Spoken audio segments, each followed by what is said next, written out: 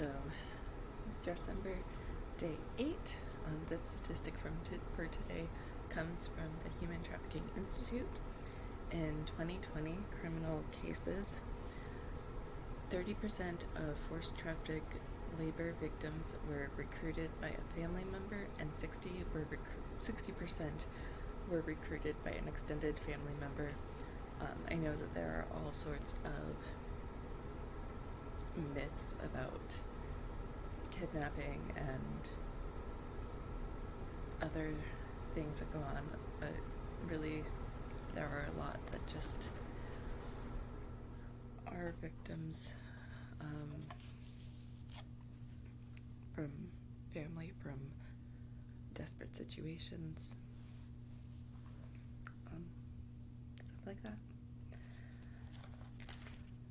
So now I'll continue reading A Christmas Carol.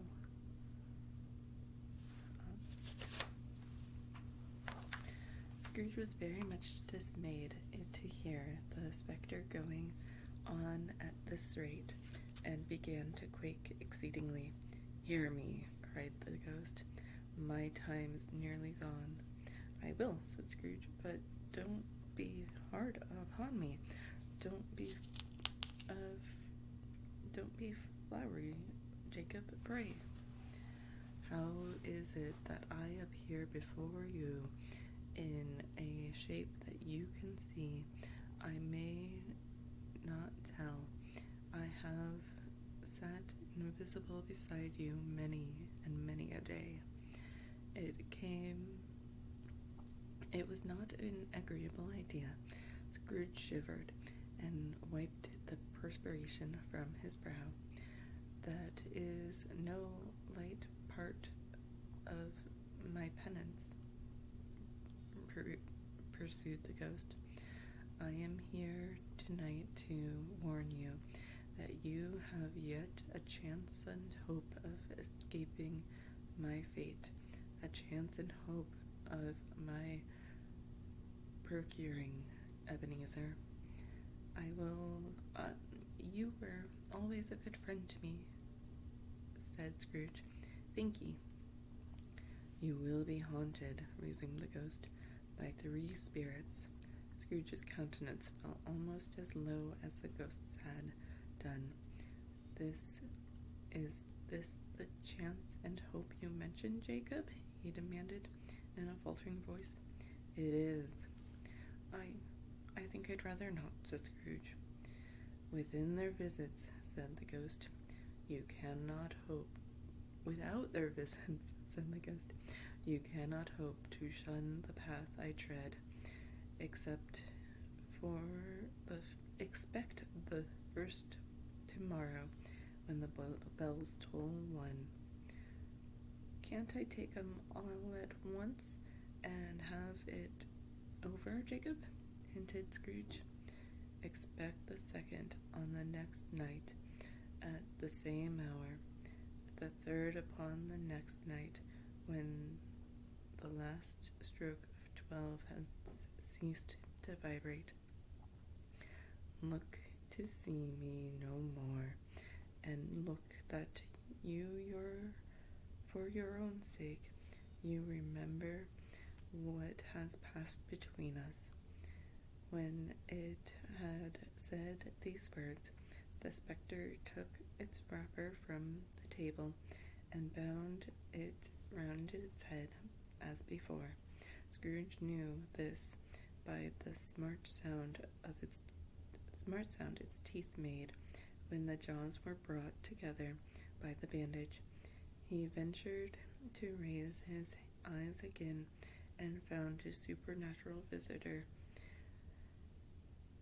confronting him in an erect attitude, with its chains wound over and about its arms. The apparition walked backward from him, and at every step it took, the window raised itself a little, so that when the spectre reached it, it was wide open. It beckoned Scrooge to approach, which he did.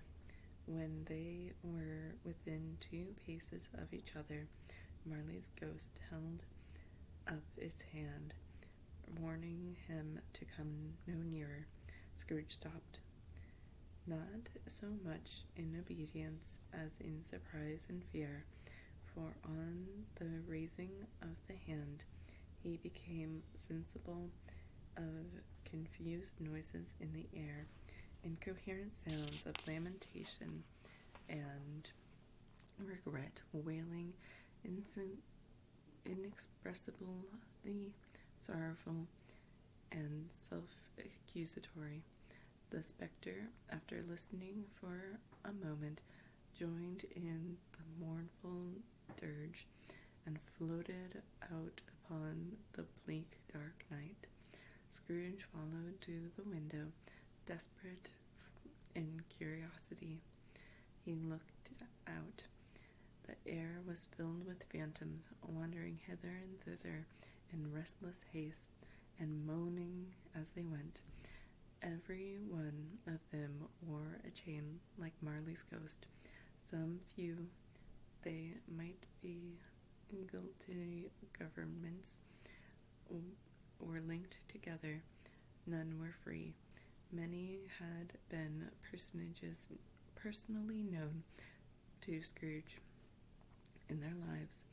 He had been quite familiar with one old ghost in a white waistcoat with a monstrous iron safe attached to its ankle, who cried piteously at being unable to assist a wretched woman with an infant whom it saw below upon a doorstep.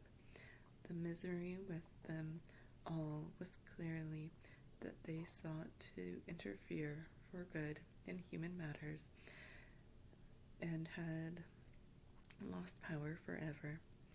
Whether these creatures faded into mist, or mist enshrouded them, he could not tell, but they and their spirit voices faded together, and the night became as it had been when he walked home. Scrooge closed the window and examined the door by which the ghost had entered. It was double locked, as he had locked it with his own hands, and the bolts were undisturbed. He tried to say humbug, but stopped at the first syllable, and being from the emotion he had undergone, or fatigue of the day, or his glimpse of the invisible world, or the dull conversation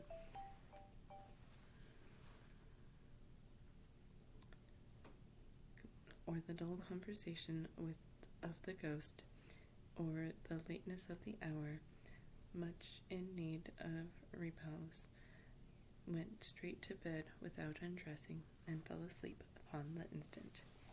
So that's the end of chapter 1, or stave 1, and I feel like it's a good time to challenge you to observe the world around you today and help somebody that, like, at the end of this chapter, one of those ghosts would have mourned that they were able to change. You are alive. You're able to do things and change the world, so go do it. Thanks for watching. Bye.